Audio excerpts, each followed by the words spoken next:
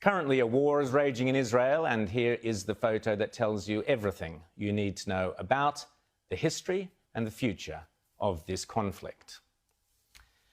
This is what is called the Iron Dome at work in the skies above Israel. On the right-hand side of the photo, you can see the deadly rockets being fired out of Gaza in an aggressive and deliberately offensive act of war, designed to kill and maim as many innocent, everyday Israeli citizens as possible. Those rockets, by the way, have been supplied by Iran, funded in part by the Obama-Biden administration, and indeed by countries such as ours via our donations to the United Nations. Now, on the left-hand side of the photo, looking like something out of Star Wars or Close Encounters, you can see the Iron Dome, a technological miracle that allows Israel to shoot those Iranian and Hamas rockets out of the sky in a purely defensive act designed to save citizens' lives. Now, allow that to tug on the logical side of your brain rather than tug at the emotional strings of your heart. On the right-hand side, a barrage of deadly missiles supplied by the terrorist Iranian regime to the murderous thugs of Hamas, designed to kill Jewish men, women and children as they sleep in their beds. On the left-hand side, a highly sophisticated and remarkable defensive system designed through ingenuity and necessity over many long years to protect lives. That is the story of the Gaza conflict and the history of Israel and Palestine. Pretty much everything else you will hear is obfuscation, distortion and lies, including this insidious rubbish that the Palestinians are the victims courtesy of the pernicious moral relativism of the left, peddled incessantly by the mainstream media and spouted by fools such as the creepy former leader of Pink Floyd, Roger Waters. Unless some pressure is brought to bear upon the Israeli government to stop their ferocious, murderous attack on Gaza. What rubbish.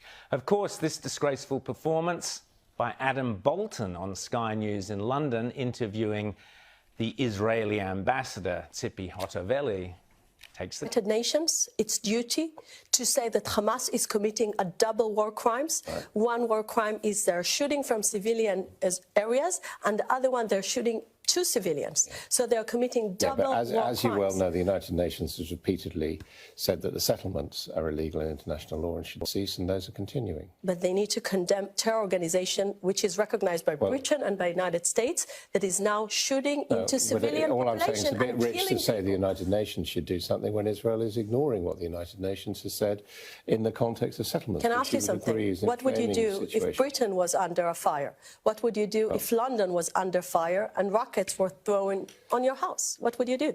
Do you think Britain would have sat silent, not protecting its citizens? Do you expect any sovereign country not to protect its citizens? Of course you can protect citizens. The question is the retaliation and the attacking of civilians in Gaza and elsewhere, which, as we know, once again is leading to disproportionate suffering on the Palestinian side. Disproportionate, settlements. So just to be clear, in the eyes of the woke left, Israel should sit back silently and allow its citizens to be blown to smithereens by rockets and bombs because of complicated historical reasons.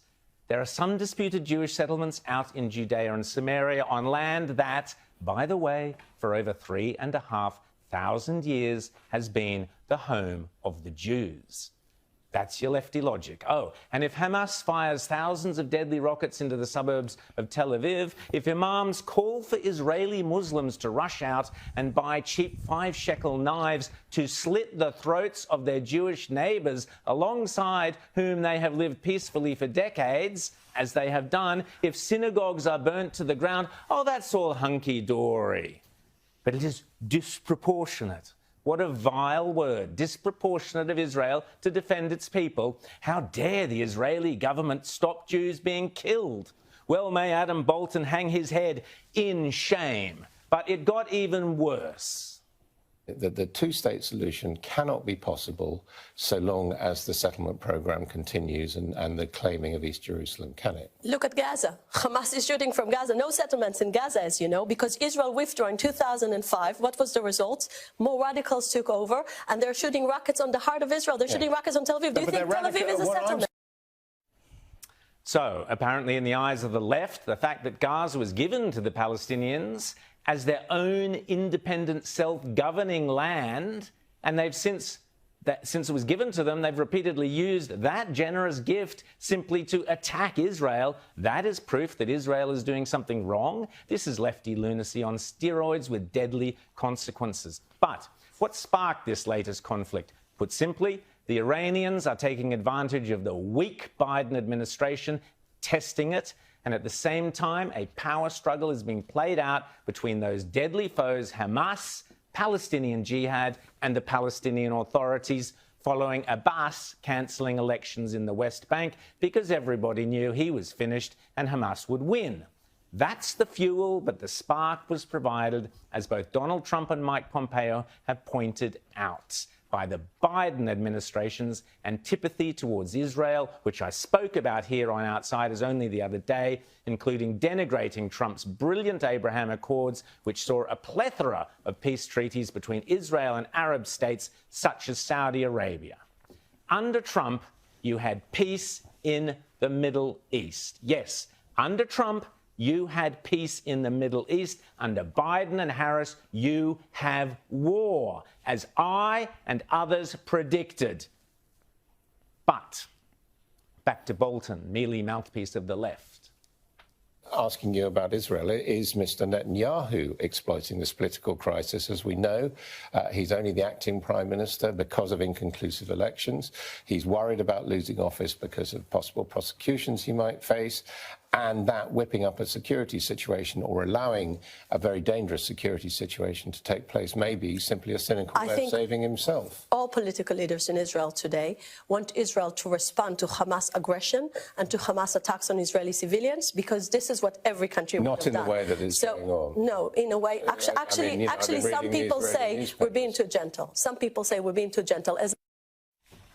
What a repulsive comment, that it is Benjamin Netanyahu who is whipping up the violence for political purpose. This is sheer Orwellian madness.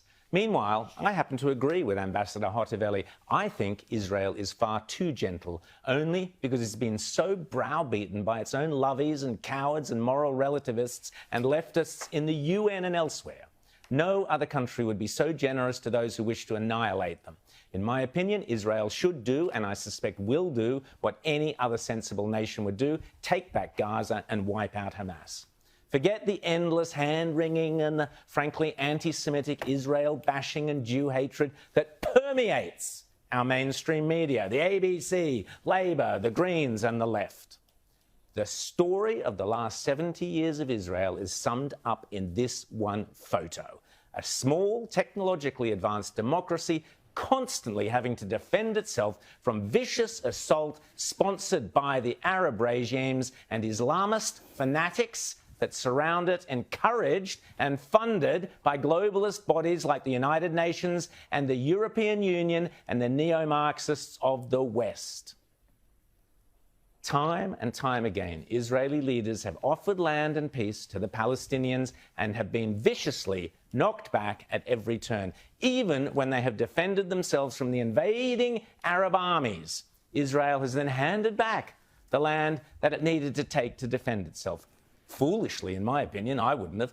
They should have kept the lot. And the irony: those missiles attacking Israel from the right of that picture are being launched from the very ground that Israel handed over to the Palestinians at enormous personal cost to thousands of Jews and their families, in order to create an atmosphere of trust and to bring about peace with the Palestinians. How tragically naive and ironic.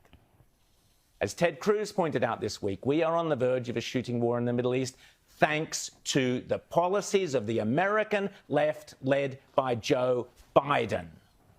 very concerned. Hamas is raining rockets down on the people of Israel. They're doing it with the financial support and backing of Iran, of the Ayatollah Khamenei.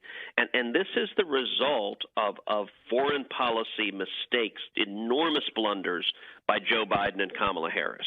You know, you think about it, the last 4 years, President Trump stood strongly with Israel, unequivocally with Israel. We moved our embassy to Jerusalem, something I urged the president to do, and he agreed with me and did. And it produced this oasis of peace. We saw the Abraham Accords. We saw Arabs and Israelis making peace agreements together for the first time in decades. What happened? Joe Biden comes in, immediately begins undermining Israel, immediately begins sending hundreds of millions of dollars to the Palestinian Authority, to Hamas, the terrorists there, immediately begins negotiation to send billions of dollars to the Ayatollah Khamenei, who regularly chants death to America and death to Israel. And it is producing, we are on the verge of a shooting war in the Middle East because Joe Biden and Kamala Harris undermine our friends and want to send money to our enemies. Or, as Mike Pompeo, who has appeared here on Outsiders, succinctly put it, it matters who leads. As Donald Trump said this week, when Trump was in office, Israel's adversaries knew that the United States stood strongly with Israel and there would be swift retribution if Israel was attacked. Under Biden, the world is getting more violent and more unstable. And, says Trump, America must always stand with Israel and make clear that the Palestinians must end the violence, terror and rocket attacks and make clear that the US will always strongly support Israel's right to defend itself. That was Trump speaking. Anyone who tells you otherwise, anyone who tries to pin the blame for this tragedy on Israel, anyone who bangs on about Israel being the oppressor and being some evil apartheid state, such as we saw yesterday at the pro-Palestinian rallies in Sydney and Melbourne, is a dangerous fool and almost certainly an anti-Semite. For decades now, the Palestinian people have suffered at the hands of and been betrayed by their own leaders, encouraged repulsively by the United Nations, the European Union, and obscene amounts of cash from countries such as ours.